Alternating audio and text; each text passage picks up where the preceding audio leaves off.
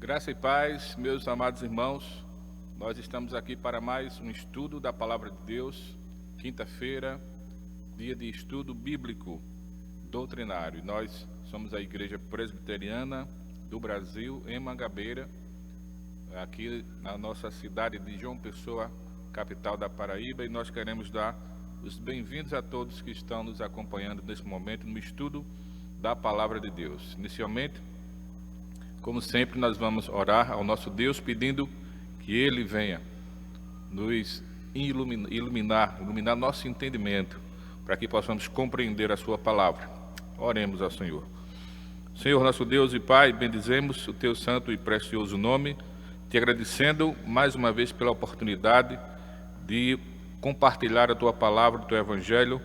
Rogamos que o Senhor venha nos dirigir no estudo da Tua palavra, que o Teu Santo Espírito ilumine nosso entendimento, nos dando compreensão das Escrituras Sagradas. Ser conosco, assim te pedimos em nome de Jesus. Amém. Meus irmãos, estamos vendo sobre os ofícios de Cristo, como alguns colocam, os ofícios medianeiros de Cristo. Ou seja, Cristo, como mediador do pacto da graça, ele exerce três ofícios como mediador. É importante lembrar que Cristo, como mediador do pacto da graça, ele, tanto no seu ofício profético, ele representa Deus diante do seu povo, diante dos homens, do seu povo eleito, como também Cristo, nesse pacto da graça como mediador, ele nos representa o povo de Deus, diante de Deus, no seu ofício sacerdotal. Nós já vimos exatamente esses dois ofícios de Cristo. E hoje nós queremos ver o terceiro ofício de Cristo, o seu ofício real, o seu ofício monárquico.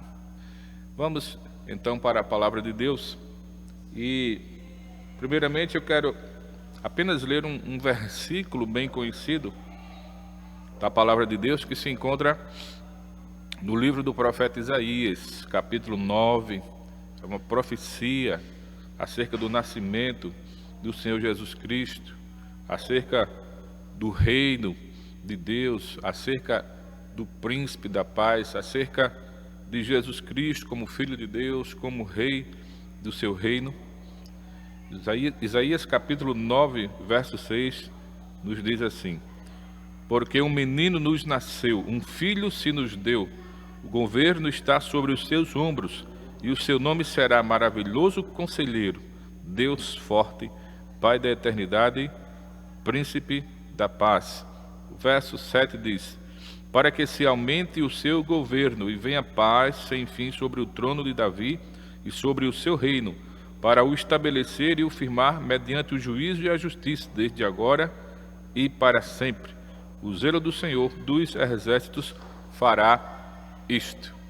Então, essa é uma profecia acerca do nascimento de Cristo, e Jesus Cristo, então, enquanto menino, enquanto ainda criança, no seu nascimento, então é dito sobre ele que o governo estará ou está sobre os seus ombros. Isso se refere ao ofício real do Senhor Jesus Cristo, a Jesus Cristo exercendo o seu ofício de rei.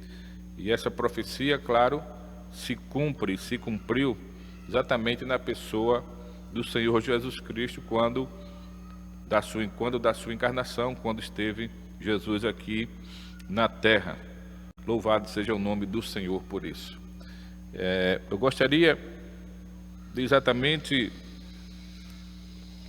dando sequência após a leitura da palavra de Deus, ler o que se encontra no Catecismo de Heidelberg, na sua pergunta de número 31, onde o Catecismo de Heidelberg diz assim: o nome de Cristo significa ungido, porque Jesus tem há uma pergunta: por que Jesus tem também esse nome?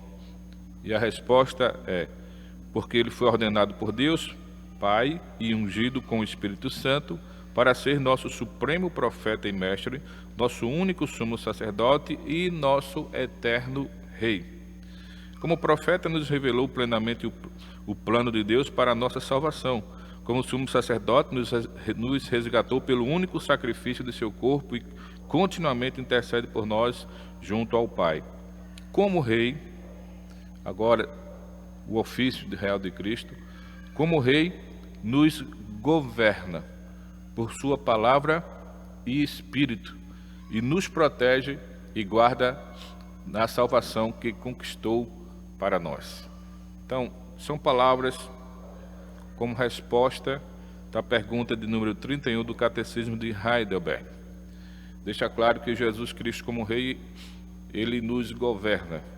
E nós vamos perceber claramente, já iremos ler daqui a pouco também o que diz o nosso Catecismo Maior de Westminster, e também o breve, que Cristo governa todas as coisas, não só a nós, povo de Deus, né?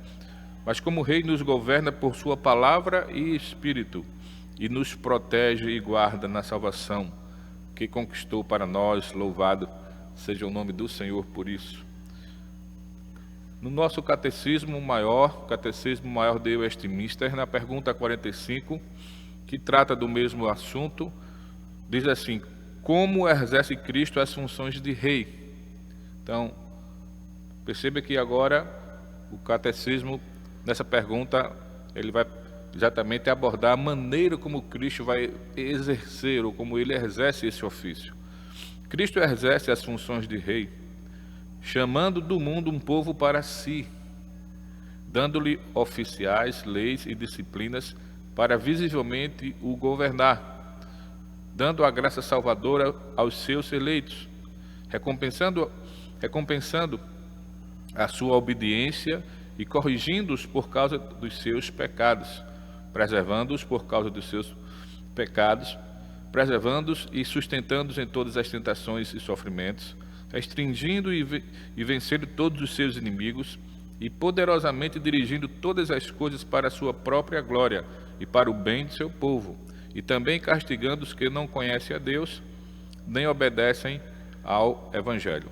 Essa pergunta do Catecismo Maior de Westminster, ela abrange a maneira como Cristo exerce o seu ofício de Rei.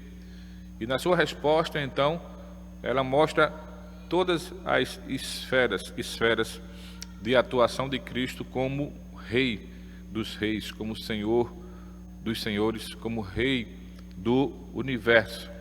Tá certo? Mas eu quero ler ainda exatamente a pergunta 26 do breve Catecismo de Westminster. A pergunta é: como exerce Cristo as funções de Rei? É a mesma pergunta, a resposta é uma resposta, podemos dizer assim, bem concisa. A resposta diz assim: Cristo exerce as funções de Rei, sujeitando-nos a si mesmo, governando-nos e protegendo-nos, contendo e subjugando todos os seus e nossos inimigos. É claro que aqui é um resumo, a resposta está bem concisa, tá certo? Mas ela mostra, em termos gerais, como Cristo exerce o seu ofício real, como exatamente o Senhor Jesus Cristo age como Rei que Ele é. Nós podemos ver, irmãos, a partir dessas perguntas, principalmente do breve catecismo, como acabamos de ler, e também do Catecismo Maior, que existem três esferas, vamos dizer assim, da ação do ofício real de Cristo, tá certo? Existem três esferas, e nós podemos ver isso principalmente na resposta do Catecismo Maior de Westminster. Cristo, como Rei, ele age na esfera da igreja invisível. Cristo, como Rei, ele age na esfera da igreja visível. E Cristo, como Rei, ele age na esfera do mundo e do universo em geral. Isso quer dizer o seguinte, que Cristo, como Rei, Ele reina na vida da sua igreja, da igreja visível. Ele reina na vida da sua igreja, a igreja invisível. Ele reina na vida do mundo inteiro e do universo inteiro. Ele é o Rei dos reis, Senhor dos senhores. Vamos ver, então, alguns versículos da Palavra de Deus que nos mostram claramente isso. Por exemplo, há uma profecia no livro de Zacarias que se refere, claro, acerca de Cristo e acerca do seu ofício real. Diz assim, Zacarias 9:9: Alegra-te muito, ó filha de Sião, exulta, ó filha de Jerusalém. Eis aí te vem o teu rei, justo e salvador, humilde, montado em jumento, no jumentinho, cria de jumenta. Então, nessa profecia, então, está claro que ela se refere a Cristo como rei. E se refere a Cristo como rei, claro, no seu ofício real, exercendo o seu ofício real, no seu ministério terreno. Eis aí te vem o teu rei. No Evangelho de Mateus, capítulo 21, verso 5, pulando aí um slide, depois iremos voltar, diz assim: Dizei à filha de Sião, eis aí te vem o teu rei, humilde, montado em jumento, no jumentinho, cria de animal de carga. Na verdade, é uma citação daquela profecia que nós acabamos de ler aqui, a profecia de Zacarias, que aponta para Cristo como rei. E é importante lembrar que o texto de Zacarias 9:9 fala de Cristo como rei e o chama de justo e salvador, né? Aponta para o ofício real do Senhor Jesus Cristo. Talvez a essa altura alguém poderia perguntar assim, quem sabe poderia passar sobre a nossa mente: Jesus Cristo, ele sempre foi rei? Ou se ele não foi rei sempre, eternamente, então a partir de quando ou desde quando ele se tornou rei? Então é importante entendermos isso. Jesus Cristo, ele sempre foi rei, tá certo? Jesus Cristo, ele sempre exerceu o seu ofício monárquico, ou o seu ofício real. Agora preste bem atenção a um aspecto que está envolvido aí e que nós precisamos fazer uma distinção. Jesus Cristo sempre foi rei, como Deus que ele é. Mas quando ele se encarnou, claro, obviamente, ele passou a ser, além de ser Deus, como ele sempre foi, eternamente, ele passou a ser também um ser humano, tá certo? Então, perceba, Jesus, ao se encarnar, passou a ser um ser humano, sem deixar de ser o próprio Deus, o Deus Filho, certo? Então, Jesus, ao exercer o seu ministério aqui terreno aqui na terra, obviamente, né? Seu ministério terreno, Jesus Cristo veio exercê-lo também como rei, veio exercê-lo também a partir também do seu ofício real. E essa profecia de Zacarias e outras tantas que não colocamos aqui, a de Isaías que nós lemos no início, essas profecias apontam para Cristo no exercício do seu ofício realmente real, já aqui na terra. Então, aqui na terra, depois de sua encarnação, Jesus é Deus e ao mesmo tempo homem, e ele está exercendo o seu ofício real, tanto como Deus que ele é, como também agora como um homem, um ser humano, exatamente por conta dessas naturezas de Cristo, não é? Que Cristo pode ser então o mediador do pacto da graça, não é? O mediador da aliança. E por um lado ele pode representar Deus, o Pai, porque Cristo também é Deus, e por outro lado ele pode nesse pacto representar a nós, seres humanos, povo de Deus, porque ele também é um ser humano. E agora, como Deus e ser humano, ele está exercendo o seu ofício real. E essas profecias apontam para esse momento na vida, na pessoa e na obra do Senhor Jesus Cristo. Então é importante fazermos essa distinção. Ele sempre foi rei, eternamente Jesus sempre foi rei eterno. Mas a partir da sua vinda, da sua encarnação, ele vai exercer esse ofício agora também como um ser humano que ele é. Veja no Salmo 2, verso 6.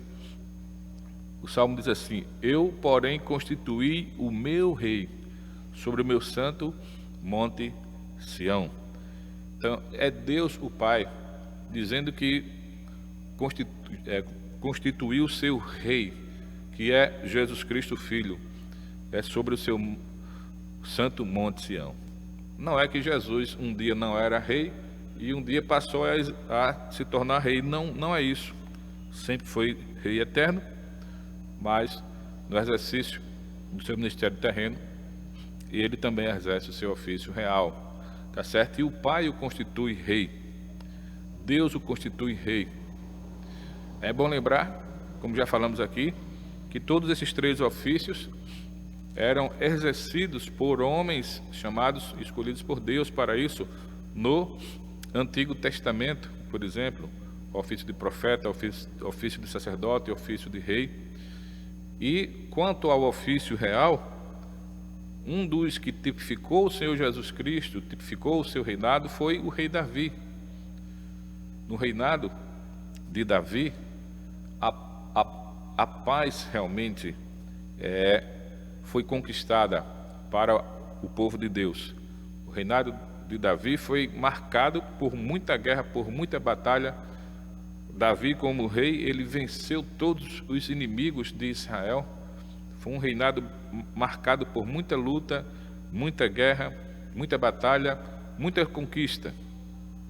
Mas depois de Davi, que conquistou os seus inimigos, os inimigos de Israel, veio então Salomão e o reinado de Salomão foi marcado pela paz, porque os inimigos de Israel já estavam todos subjugados por conta do reinado do seu pai Davi.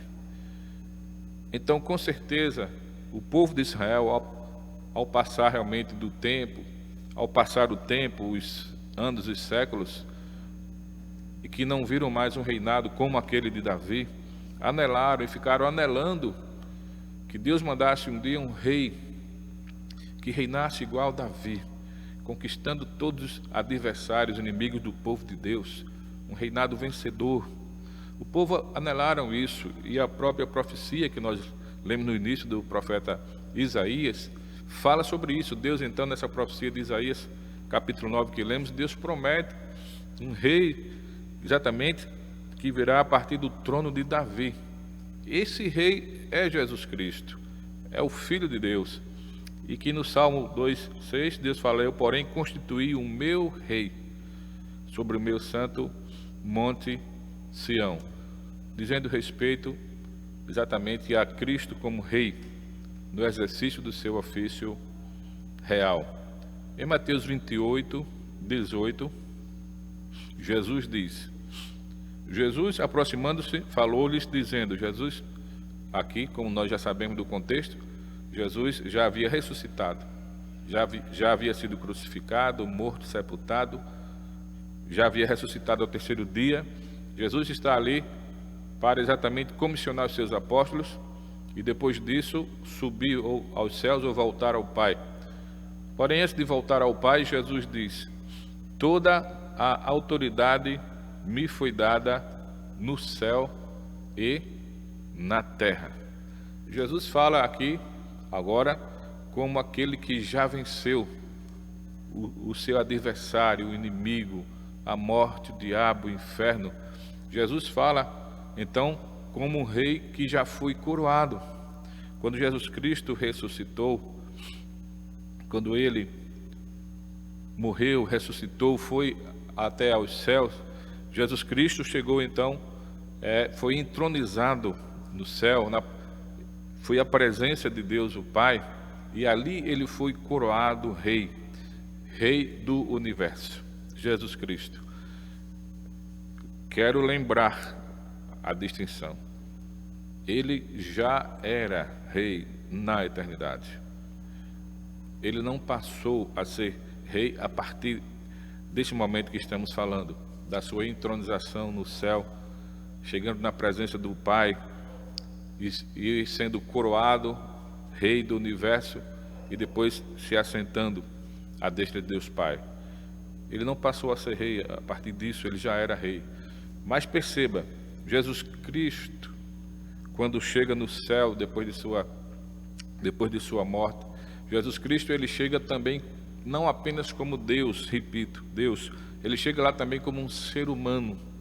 E ele foi coroado, tá certo? Como ser humano e como Deus, ao mesmo tempo, foi coroado rei. Nós podemos trazer aqui uma analogia bem simples, bem conhecida de todo mundo. Nós sabemos que os reis da terra, eles, ao sentar no trono, eles então começam a pensar em como preparar, né, um sucessor para a cadeira real. E, geralmente, então, os reis têm filhos e os seus filhos, é claro que vão sucedê-lo na cadeira, no trono real. Isso é comum. Então, o rei, ao passar dos anos e anos e anos, os reis chegam a ficar de idade tão avançada, né, aqueles que chegam até uma idade avançada, mas geralmente já tem um filho preparado para o suceder. E quando o rei morre, então aquele filho do rei, que já está preparado para isso, assume legitimamente o trono, que outrora era do seu pai. Isso acontece aqui na terra. Mas, quando falamos isso acerca de Deus, é claro que Deus é eterno, ele não morre nem deixa de existir. Então Deus, o Pai, que é o Rei, ele preparou para o seu filho o trono de rei também. Então Jesus Cristo assume esse trono. Deus, o Pai, não deixou de ser rei. Deus, o Pai, não deixa o seu trono, mas ao seu lado também prepara um trono de rei para o seu filho Jesus Cristo. Tá certo?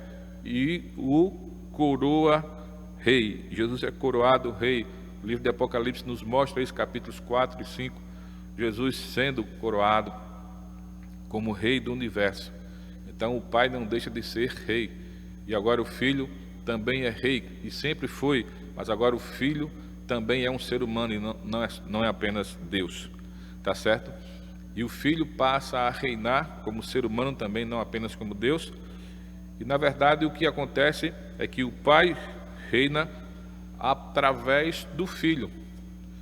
É isso que acontece. Deus está no seu trono, Jesus Cristo, seu Filho, também no seu respectivo trono, e ambos reinam. E o Pai reina através do Filho. O Filho domina todas as coisas. O Filho governa todas as coisas. O Filho dirige todas as coisas. E quando o Filho assim o faz, isso quer dizer que o Pai está fazendo isso a partir ou através do Filho. Então Jesus Cristo disse desta forma, como já lemos em Mateus 28, toda a autoridade me foi dada, ele diz, no céu e na terra. Ele é o Senhor, ele é o governador, ele é o rei do universo. Na profecia de Lucas, capítulo 1, quero ler não apenas o verso 33, já sabemos do contexto, exatamente quando o anjo Gabriel está anunciando a Maria acerca do filho que iria nascer a partir dela, gerado nela, que era Jesus Cristo. Diz assim, eu quero ler a partir do verso 30, então até o 33, tá certo? Mas o anjo lhe disse, Maria, não temas, porque achaste graça diante de Deus. Eis que conceberás e darás à luz um filho, a quem chamarás pelo nome de Jesus. Este será grande e será chamado Filho do Altíssimo. Deus, o Senhor, lhe dará o trono de Davi, seu pai. O verso 33, ele reinará para sempre sobre a casa de Jacó, e o seu reinado não terá fim. Então, foram palavras do anjo Gabriel para Maria, a quem realmente foi escolhida por Deus para ser mãe de Cristo, do menino Jesus. Então, está claro naquele anúncio do anjo, está claro aí o ofício real do Senhor Jesus Cristo, é um reino, faria parte da dinastia de Davi, da dinastia davídica, e o seu reino não terá fim, porque o reino de Cristo é um reino eterno. Louvado seja o nome do Senhor por isso. Em João 10, 28, Jesus fala assim: eu lhes dou a vida eterna, jamais perecerão, e ninguém as arrebatará da minha mão. Como rei, Jesus então conquistou para nós a vida eterna. Jesus, como rei, venceu todos os seus inimigos e nossos inimigos, os inimigos do povo de Deus. Jesus venceu o nosso inimigo, ou os nossos adversários. Jesus venceu e conquistou assim para nós a morte. Jesus nos resgatou das trevas e nos transportou para o reino do Filho do seu amor, diz a palavra de Deus. Como rei, ele pelejou por nós e venceu e conquistou para nós a salvação. E é por isso que ele diz, eu lhes dou a vida eterna, jamais perecerão, e ninguém as arrebatará da minha mão. O inimigo não pode nos arrebatar da mão de Cristo, nem da mão do Pai, porque Jesus Cristo é o Rei dos reis. Jesus é o Senhor dos senhores. No seu ofício real, ele já nos deu a vida eterna, já venceu por nós e não permitirá jamais que o inimigo nos tome de volta para si aqueles que já pertencem a Deus. No livro de Apocalipse, capítulo 12, é a segunda parte do livro, de Apocalipse. O capítulo 12 é o começo da segunda parte do livro. E nesse capítulo, o livro vai mostrar, e João, o apóstolo, vai ter uma visão da batalha espiritual travada pelos os anjos de Deus e Satanás e seus anjos. Nessa batalha, Satanás é lançado realmente fora do céu. Ele cai do céu com seus anjos malignos. Esse capítulo mostra exatamente o conflito espiritual e cósmico que existe entre as forças do mal e as forças de Deus, ou o poder de Deus. E diz assim os versos 10 e 11 do capítulo 12: então ouvi grande voz do céu proclamando: agora veio a salvação, o poder, o reino do nosso Deus e a autoridade do seu Cristo. Ou seja, agora veio a salvação, porque Cristo como Rei venceu por nós os nossos adversários e nos deu vida eterna. Continua o texto: pois foi expulso o acusador de nossos irmãos, o mesmo que os acusa de dia e de noite diante do nosso Deus. Eles, pois, o venceram por causa do sangue do Cordeiro e por causa da palavra do testemunho que deram, e mesmo em face da morte não amaram a própria vida. Ou seja, eles venceram, o povo de Deus venceram por causa de Jesus Cristo, do seu sangue derramado, do seu ofício real, aquele que venceu, que conquistou para nós, venceu os nossos inimigos e conquistou para nós a salvação, a vida eterna dele mesmo. Louvado seja o nome do Senhor. Então, meus amados, Jesus Cristo, como Rei, ele já venceu por nós. Jesus Cristo, como Rei, ele governa a igreja visível, a igreja invisível, governa o mundo e o universo em geral. Tudo está debaixo do governo de Deus. E é bom lembrar aqui, uma outra distinção importante, é a distinção que a teologia reformada faz quando fala de igreja visível e igreja invisível. A igreja visível se refere à igreja enquanto uma instituição, tá certo? A igreja, enquanto uma instituição, ela é visível. Ela tem o seu edifício, ela tem o seu corpo de oficiais, ela tem os seus membros, e tudo isso é visível, está patente aos nossos olhos. Então esta é a igreja visível. E é bom lembrar, então, dentro dessa distinção, que nessa igreja visível, nem todos pertencem de fato ao nosso Deus. Nem todos que fazem parte desta igreja visível são verdadeiramente filhos de Deus.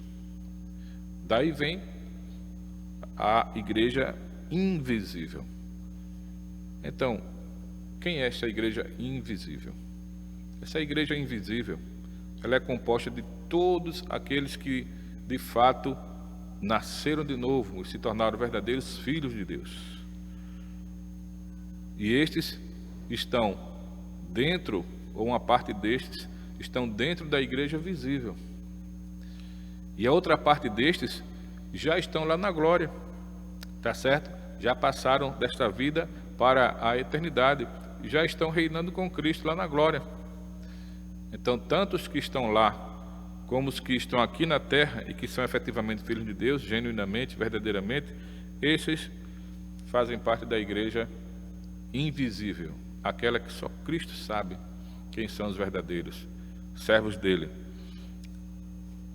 Ainda uma outra distinção é que dentro dessa igreja invisível, aqueles que se encontram ainda aqui na terra é chamado de, para fazer uma distinção, de igreja militante. Ainda está aqui militando, batalhando por Cristo. E aqueles dentro dessa igreja invisível que já partiram para a eternidade é chamado de igreja triunfante. Já venceram aqui na terra e já reinam com Cristo lá na glória, tá certo? Então é importante a gente compreender a distinção que a eclesiologia reformada faz para que possamos compreender melhor a palavra de Deus.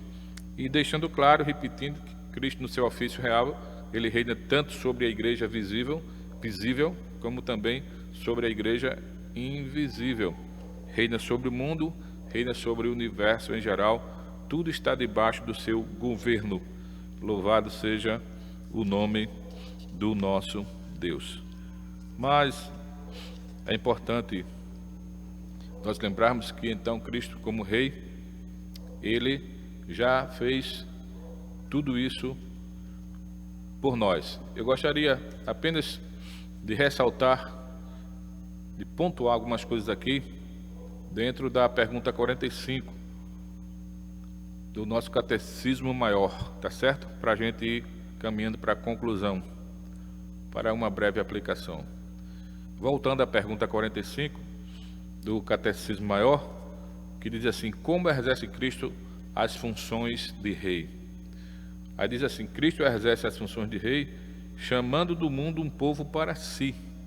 Então, porque ele é rei, ele nos chama para si, ele nos trouxe, nos tirou do mundo, da escravidão do mundo.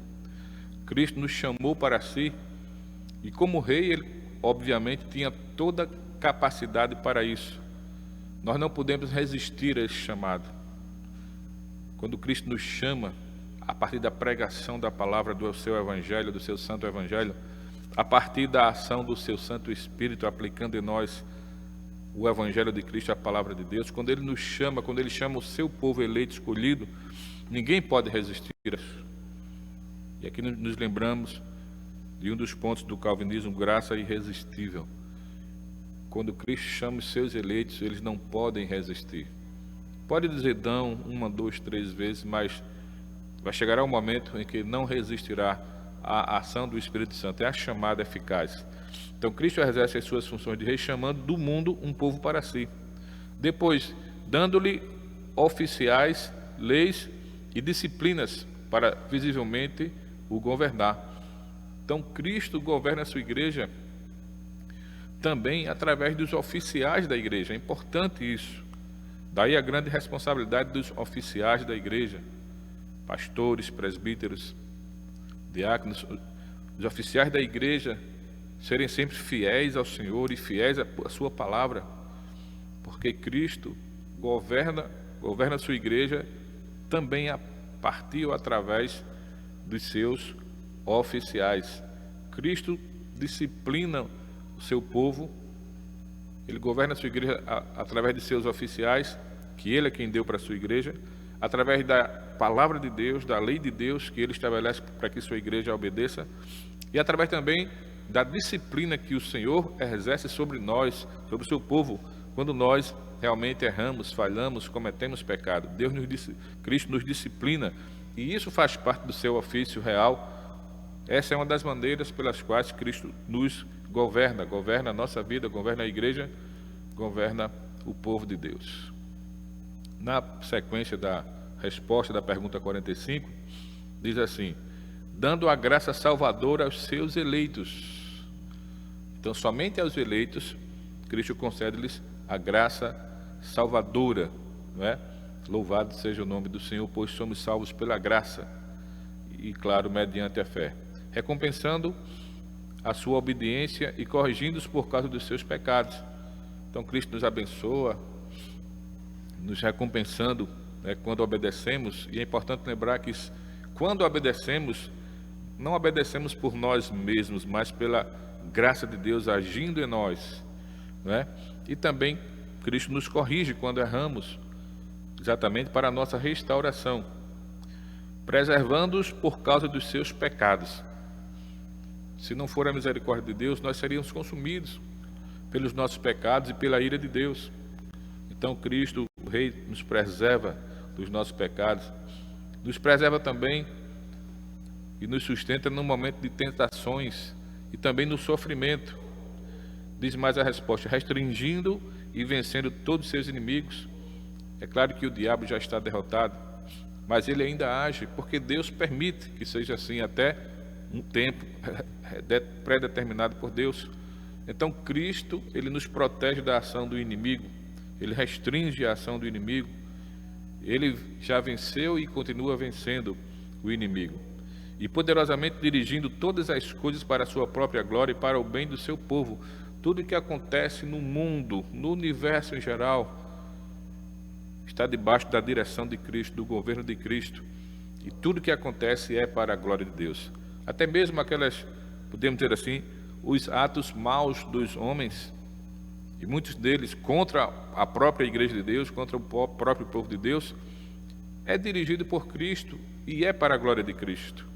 Um exemplo clássico disso na Bíblia, na palavra de Deus, é exatamente o endurecimento do coração de Faraó. Deus é quem endureceu o coração dele, e já explicamos aqui em outro momento o que significa isso, para que o nome de Deus fosse glorificado em tudo aquilo que aconteceu. Então, todas as coisas que acontecem no mundo, todas as circunstâncias que existem no mundo, estão dirigidas por Cristo, são governadas por Cristo, e tudo é para a glória de Deus. E louvado seja o nome do Senhor por isso. E também Cristo castiga aqueles que não conhecem a Deus e não obedecem a sua palavra, não obedecem o seu evangelho. E tudo isso faz parte do seu ofício real. Queremos concluir lembrando a pergunta 32 do Catecismo de Heidelberg, que diz assim: por que você é chamado de cristão? Por que você é chamado de cristão? A resposta é: porque pela fé sou membro de Cristo. Nós somos um com Cristo. Por isso também sou ungido ou escolhido para ser profeta, sacerdote e rei. Nós vimos, quando abordamos os outros dois ofícios de Cristo, seu ofício profético, seu ofício sacerdotal, que nós também somos em Cristo, somos também profetas. A Igreja do Senhor, ela proclama o Evangelho de Cristo ao mundo, para o mundo. Ela proclama a salvação de Cristo para o mundo. Somos profetas de Cristo. Somos também, enquanto igreja, os sacerdotes, o reino de sacerdotes. E nós devemos ofertar a Deus o nosso próprio ser como sacrifício a Ele, nossa vida de consagração ao nosso Deus, e devemos interceder por nós, uns pelos outros, interceder pelo mundo, interceder pelos eleitos que ainda não conhecem a Deus, mas que um dia irão conhecê-lo. E como rei? Aí veja o que diz na sequência da resposta dessa pergunta do Catecismo de Heidelberg. Como rei, combato nesta vida o pecado e o diabo, de livre consciência. Depois, na vida eterna, vou reinar com ele sobre todas as criaturas. Então, se referindo a esse ofício real, nós devemos, na prática, meus amados irmãos, que a Bíblia nos diz que nós iremos reinar com Cristo. Então, já nessa vida, nós devemos combater o pecado. Essa deve ser a nossa posição. Por isso o apóstolo Paulo, na sua epístola aos Efésios, capítulo 6, parte prática da epístola, ele fala sobre a armadura de Deus, já falamos aqui. Nós devemos fazer o devido e legítimo uso da armadura de Deus com todas aquelas armas de guerra, para, como um bom soldado de Cristo, estarmos combatendo o diabo, combatendo o pecado, combatendo Satanás, porque a nossa vida aqui na terra é uma vida de combate espiritual constante. E depois, diz a resposta, na vida eterna vou reinar com ele sobre todas as criaturas. Nós reinaremos com Cristo. Perceba, isso não quer dizer que nós vamos literalmente sentar no trono de Cristo. Não, nós reinaremos com Cristo, porque somos um só com Ele, somos o seu povo, e reinaremos com Ele. Louvado seja o nome do Senhor. Romanos 6, 12 e 13 diz: não reine, portanto, o pecado em vosso corpo mortal, de maneira que obedeçais às suas paixões. A carne, ela quer exatamente reinar, imperar em nós, o velho homem, a natureza terrena, mas nós que pertencemos a Cristo, que temos o Espírito Santo em nós, que somos novas criaturas, não devemos jamais dar lugar a essas coisas.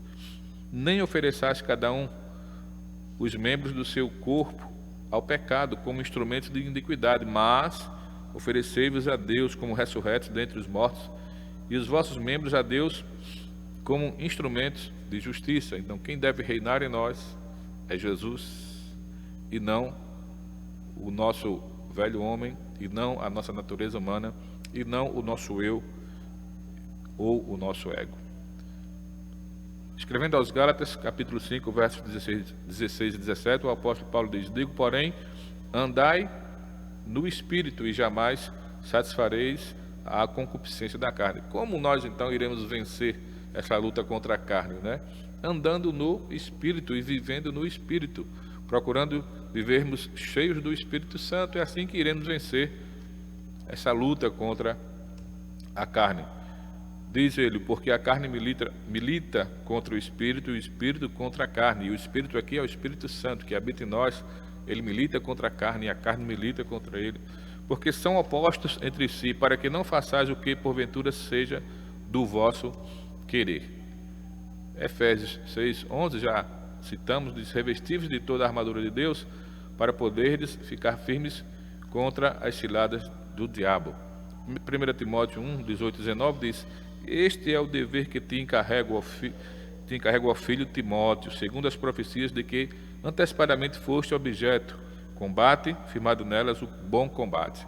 É o combate espiritual, combate cristão. Mantendo fé e boa consciência, porquanto alguns, tendo rejeitado a boa consciência, vieram a naufragar na fé. 2 Timóteo 2,12 diz: se perseveramos também com ele, reinaremos. Se o negamos, ele, por sua vez, nos negará. Então, se perseveramos com ele ou com Cristo, reinaremos. E é importante lembrar que os verdadeiros eleitos, todos perseverarão, porque Cristo é quem persevera por nós. A sua graça nos assistirá e nos fará perseverar até o fim.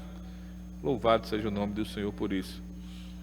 E Apocalipse 22, 5 diz: então já não haverá noite, nem precisam eles de luz de candeia, nem da luz do sol, porque o Senhor Deus brilhará sobre eles, e reinarão pelos séculos dos séculos. Apocalipse 22 é o último capítulo do livro, já descreve a Nova Jerusalém, o povo de Deus ali, juntamente com Cristo, reinando para todo sempre. Louvado seja o nome do nosso Deus por isso. Somos mais que vencedores em Cristo, diz-nos a palavra do Senhor. Portanto, nós precisamos tomar a postura de verdadeiros servos de Deus e servas do Senhor Jesus Cristo e exatamente combater o bom combate enquanto estamos aqui na terra, lutar contra o diabo. A Bíblia nos diz resistir ao diabo, assim nos diz Tiago na sua epístola, e ele fugirá de vós. Nós devemos resistir ao diabo. Em Efésios, a Bíblia nos ordena resistir também no dia mau. Devemos resistir ao diabo, lutar contra o diabo e suas ciladas. Devemos lutar contra o pecado, devemos lutar contra a carne, devemos lutar contra esse mundo tenebroso. Nós estamos nessa batalha constante. Isso faz parte do ofício, está relacionado ao ofício real de Cristo. E nós, como povo de Cristo, como um com Ele, devemos lutar. Cristo já lutou, já venceu. Louvado seja o nome do Senhor. Reina, governa sobre todas as coisas e quer que nós, povo de Deus, façamos a nossa parte, lutando, porque a vitória em Cristo já é certa. Cristo nos governa a nossa vida através da sua palavra e do seu Santo Espírito que habita em nós. O Espírito Santo que habita em nós, ele nos dá um entendimento verdadeiro da palavra de Cristo, da palavra de Deus, da Bíblia Sagrada, e ele aplica em nós essa santa palavra para que possamos praticá-la, vivê-la e obedecê-la. E toda vez que estamos obedecendo a essa palavra, que é a palavra de Deus, que é a palavra de Cristo, isso quer dizer que Cristo está reinando sobre as nossas vidas. Então, meus amados, de maneira muito concisa e resumida, nós estivemos nessas 3 últimas quintas-feiras falando sobre os ofícios medianeiros de Cristo, ou seja, Cristo como mediador do pacto da graça.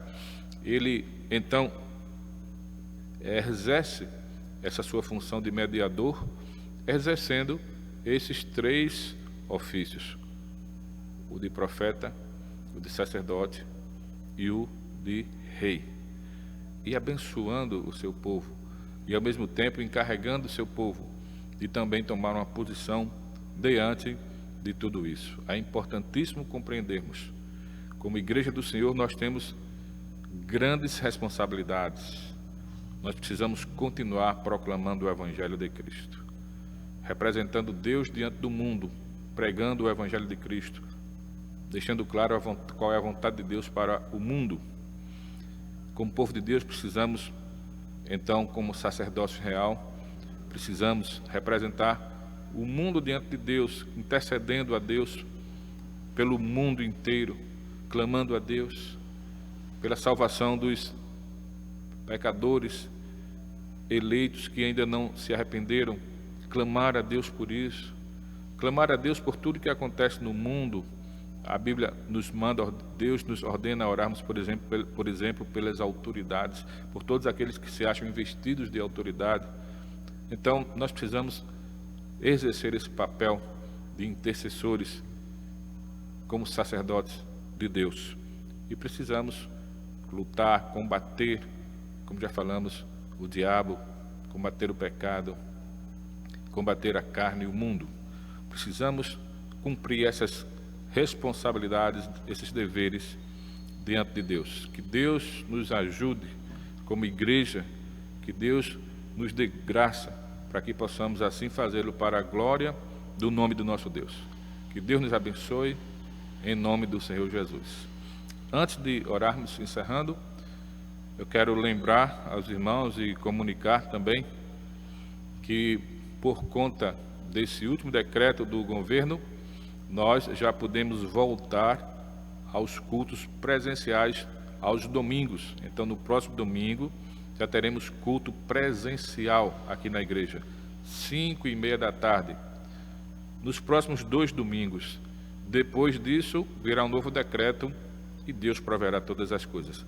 Mas os irmãos já ficam avisados.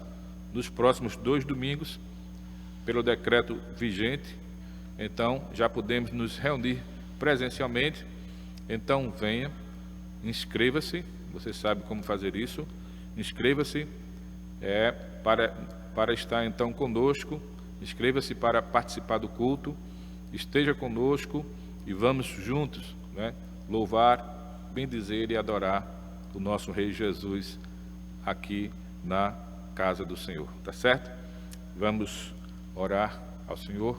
Pai amado, te agradecemos pela tua palavra, que lemos, que meditamos, que estudamos. Sabemos, Pai, que existem tantas coisas mais nesse livro sagrado para que possamos aprender. Te pedimos que o teu Santo Espírito nos guie a toda a verdade, que o teu Santo Espírito ilumine os olhos dos nossos corações, para que possamos contemplar as maravilhas da tua lei. Que ele aplique em nós a tua santa palavra, que possamos viver o teu santo evangelho, que possamos combater o mal, o diabo, o pecado, o mundo, a carne, pela força e o poder de Cristo que age em nós. Vem nos abençoar como igreja do Senhor e recebe nossa gratidão por podermos nos reunir presencialmente aos domingos. Que o Senhor esteja inclinando o coração, ó Deus, não somente do governador, do prefeito da nossa cidade, do governador do nosso estado, mas de todos aqueles que se encontram investidos de autoridade. Que o Senhor incline o coração de cada um para fazer sempre a tua vontade. É assim que nós te pedimos e te agradecemos em nome de Jesus. Amém. É isso, meus irmãos, que Deus abençoe a todos e até o próximo domingo, 5h30 da tarde, com a graça de Deus.